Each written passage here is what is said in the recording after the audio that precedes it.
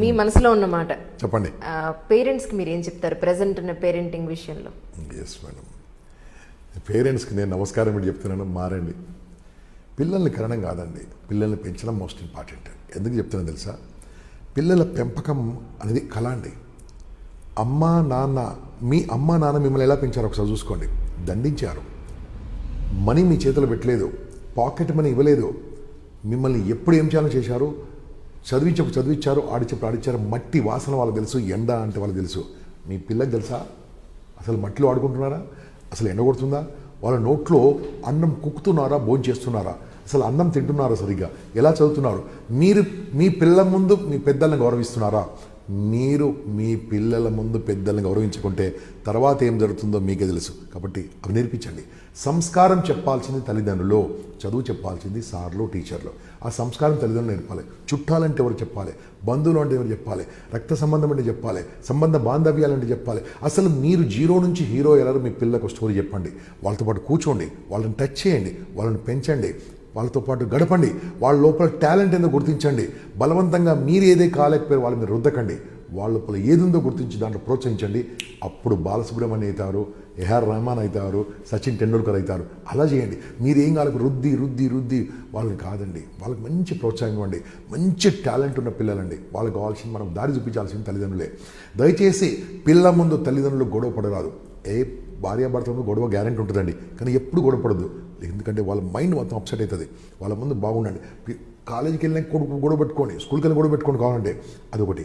తర్వాత వాళ్ళకి భోజనం ఎలా చేయాలో నేర్పించండి, బట్టలు ఎలా నేర్చుకోండి, సాక్స్ ఉతుకడం నేర్పించండి చిన్నప్పటి నుంచే.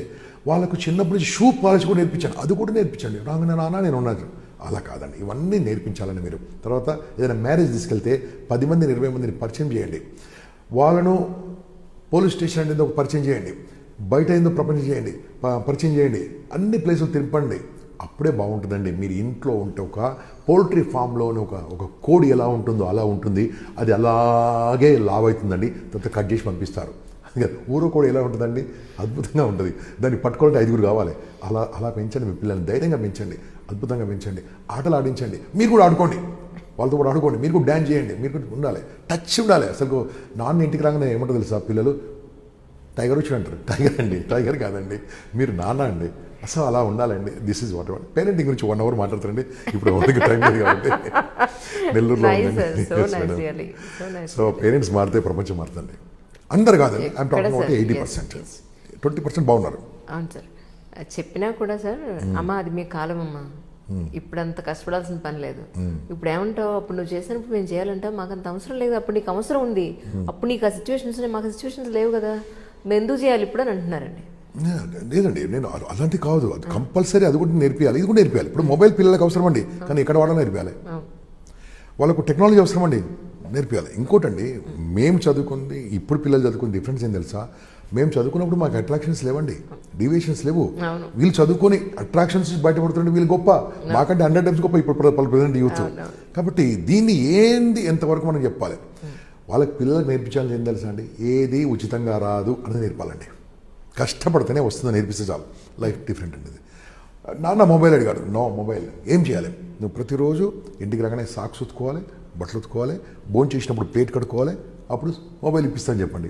చిన్నవి అండి, ఏదో పనిష్మెంట్ కాదు. వాళ్ళ నోట్లో పెట్టేస్తారండి, అయిపోయింది అంతే. ఇంకా రూమ్లోంచి రాడు. తాతయ్య నాన్నమ్మ రాగానే చేసి తెలుసా అండి, వాళ్ళ అమ్మ నాన్న తీసుకెళ్ళి లోపల పిల్లల్ని చేస్తారు. మా మామయ్య గారు గట్టిగా మాట్లాడకండి, పిల్లలు చదువుకున్నాడు, వాడు లోపల మొబైల్ చూస్తుంటాడు. సో నేను ఏం చెప్తానంటే, అలా ఆడుకోనివ్వండి పిల్లల్ని, అన్నీ చేయండి. అస్సలు ఎటువంటి స్కూల్లో ఇస్తున్నారండి, నేనేమంటే తెలుసా, పిల్లలు ఏ తల్లిదండ్రులు అనేది ఏమంటారు తెలుసా, నా పిల్లలే నా ఆస్తి అంటారు. మళ్ళీ అటువంటి ఆస్తిని ఏం చేస్తున్నారు, అటువంటి ఆస్తిని ఎలా పెంచుతున్నారు? మంచి స్కూల్లో వేయాలి, మంచి సంస్కారమైన స్కూల్లో వేయాలి, అంటే సంస్కారం నేర్పించే స్కూల్లో వేయాలి, మంచి విషయాలు వేయాలి. ఇంటి పక్క స్కూల్లో ఇస్తారు, పక్క స్కూల్లో ఇస్తారు. చాలా ఘోరంగా ఉంటుందండి. వాళ్ళు అలవాటు చూడాలి, అలా బ్యాగ్ చదరాలి, ఎటువంటి ఫ్రెండ్స్ వదిలితో చూడాలి. మార్కులు ఇస్తే చాలండి, ఇంకేమడిగారు, నో మార్కులు కాదు, మార్పులు కావాలి, మార్కులు అదండి. పిల్లలు మారిస్తే, నేను ఇంత అయినా సరే మళ్ళీ చెప్తానండి, my country will become #1, definitely will become #1. ఎందుకంటే in spite of all these troubles మన ఎడ్యుకేషన్ సిస్టమ్ ఏదున్నా మన లోపల ఒక టాలెంట్ ఉంది. ఎస్, కష్టపడే తత్వం ఉంది చూసారా. డెఫినెట్లీ అమెరికా చూశాను, నేను చైనా చూశాను, అన్ని దేశాలలో చూశాను, అన్ని బాగానే ఉన్నాయి. కానీ మన లోపల ఉన్న టాలెంట్ వాళ్ళ లోపల లేదు. మన వాళ్ళు కాస్త ఫ్రీడమ్ ఇస్తే అద్భుతాలు చేస్తారండి. India will become number 1. I will definitely witness in my life. Super. అసలు మీ పాజిటివ్నెస్కి ఏదో సినిమా టేక్ అబౌవ్ అని అంతే కదండి. మహేష్ బాబు చెప్పినట్టు